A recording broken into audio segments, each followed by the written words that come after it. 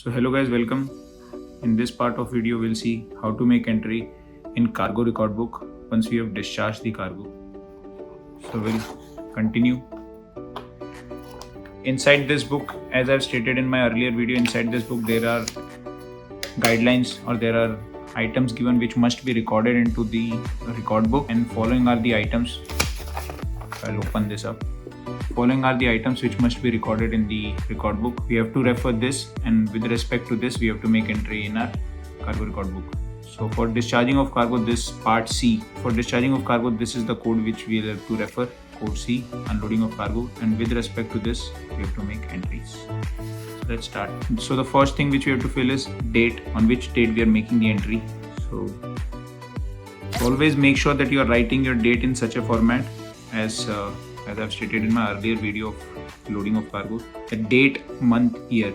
In this format only we have to make the entry for date. There are no other formats in which we have to make entry. Code. So these are the codes: code A, code B, code C. So at present we'll be using this code C. So as we have to mention about discharging of cargo, so we'll be using this code, and these are called item numbers. Items. Item number 7, item number 8, item number 9, and so on. So here in code, we'll write down this code C, as we are making entry for discharging of cargo, code C, item number. So always make sure that you are writing the item numbers in serial wise, 7, 8, 9, 10. So in the record book, I'll mention 7, 8, 9, 10. It cannot be 8, 9, between 7, 10. It has to be in a serial wise order. So we have to make sure that. So just for ease, I'll keep the paper on sideways so that I can make the entry and show it to you side by side. So first thing is write the item number 7. So place of unloading, here you can write down the information which you have: berth name, terminal name, then port and country. So after that, next, identify tanks. Item number 8, identify tanks, COT, 12 port, 12 starboard. Write down this. You have discharged 2 tanks. The cargo was between the 2 tanks, 12 wings. So I'm mentioning them separately, 12 port and 12 starboard. So next is item number 9, was or were tanks emptied. Okay. So if you have completely discharged your tanks, then you will choose this. But if you had cut the cargoes, like for example, you were loaded full with the cargo, but you have only part discharged. You have the cargo, you have discharged cargo 25-30% or anything which was not 100%, you have not stripped the tanks, so you will use 9.2. But if you have completely discharged and stripped, then you will use 9.1. So I'll show you in different example as well. So as I have completely discharged the cargo, completely empty and stripped the cargo, so I will use this 9.1. Now the next thing is, here they will ask, confirm that the procedure of emptying and stripping has been performed in accordance with ship's procedure and arrangement manual. List, trim, stripping temperature. So once we are making entry for this, we have to also mention how much was the list, what was the trim, and what was the stripping temperature. But the stripping temperature here, it means the cargo temperature at the end. That's all. This has nothing fancy in it. So it's just the cargo temperature once we were stripping the tank. That means at the end of discharging, what was the temperature of the cargo. So here, if you want, you can just write down the abbreviation P&A manual as per ship's P&A manual, or you can write down ship's procedure and arrangement manual.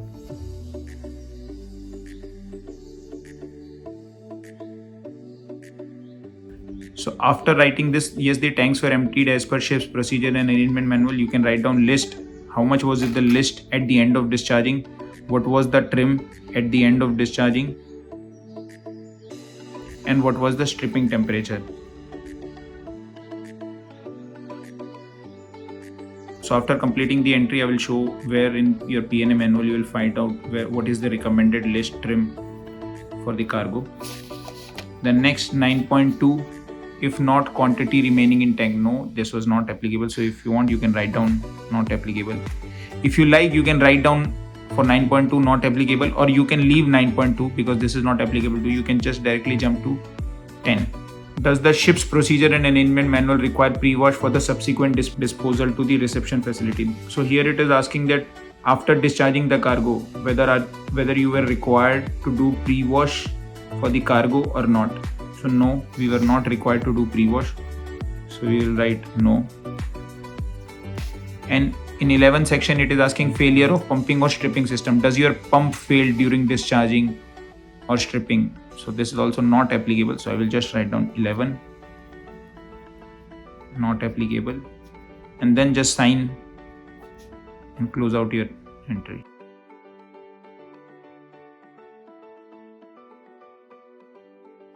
So this is my P&A manual. In this P&A manual, if I have to open this, so you can refer to your section as well in your P&A manual. Here, so on completion of main unloading, the tank must be stripped. When stripping any cargo tank line, the vessel should have following trim list: minimum 1 meter trim and about 0 degree list. So this is what they have mentioned. More than 1 degree, yes, you can 1.1, 1.2, 2 meter. You can have that much of trim, but minimum is 1 meter trim as per my P&A manual. In your P&A manual, it might be different. So just check for that. List, here they have mentioned 0 degree.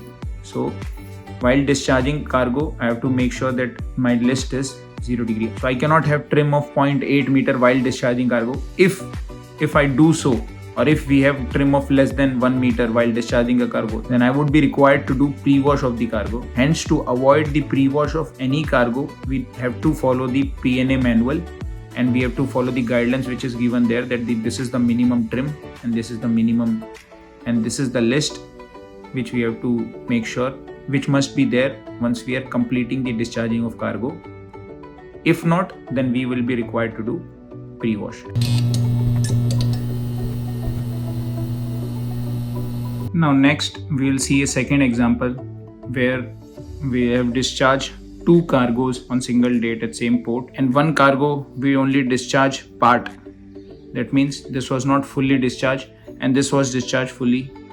So how do we make entry when more than 1 cargo is discharged at single port and 1 cargo is fully discharged, the other cargo is part discharge, that's not completely discharged. So basically once I'll cover this example, then all the different scenarios will be covered. So let's start. Place of unloading, again let's start from the beginning. We'll code C, first write down the date, then code. So code will be code C. Item number 7, again place of unloading.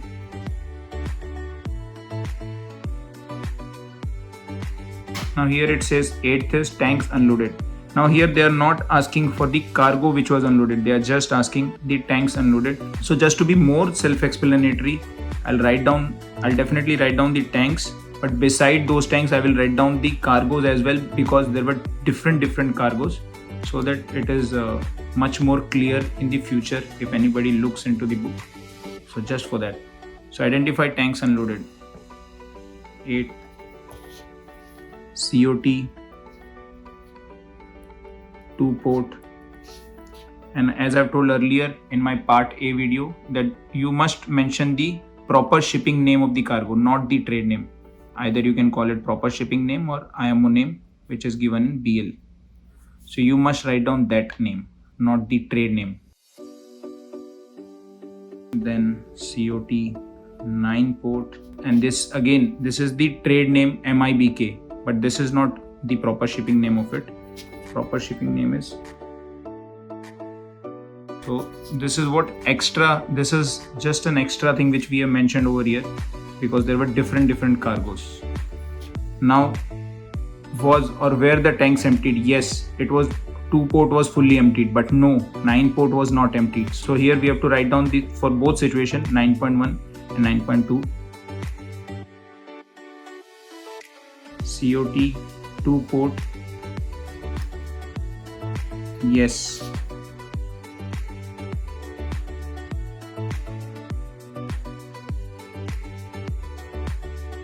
As I've said earlier, either you can write just P&A manual or the complete name procedures and arrangements manual. List 0 trim 1.5 meter by a stern, yes. This also you must mention the trim here, it was from where, trim by stern or trim by head. So this also you must mention over here. Temperature 22 degrees Celsius. So that's it. Now in 9.2 we will write down MIBK as this cargo was not completely discharged, if not quantity remaining in tank. So 9.2 COT 9 port quantity remaining. So here we can write down the quantity remaining in either meter cubes or metric ton, as it is nowhere mentioned in which format we have to write down, either in cubics or metric ton. So considering that, I will write down the quantity in metric ton in cargo record book. So considering that, I will write down the quantity in metric ton and not in cubics. 693.741 metric ton in air.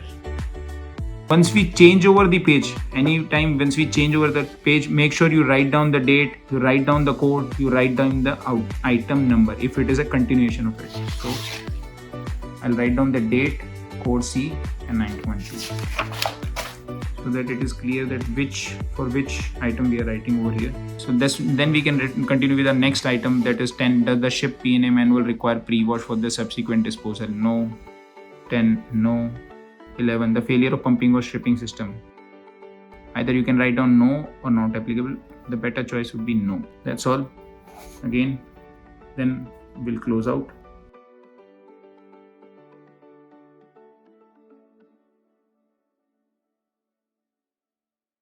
Quantity remaining in tank, this we have to check from our allege report. So I have to show you. Once we came to discharge MIBK, the initial quantity was 895 metric ton in air. So this was before discharging, but after discharging we stopped the cargo and the quantity remaining in tank was 693.741 metric ton in air. So this is what we have mentioned over here from our allege report. So that's it with the multiple cargo discharging. If the cargo is not completely discharged, and then what is the trim and list required, from where do we get this. So I believe with this we can now make entries for our subsequent cargo operations for unloading of cargo. In next part 3 video, we'll see how to make entries for tank cleaning once we are doing tank cleaning.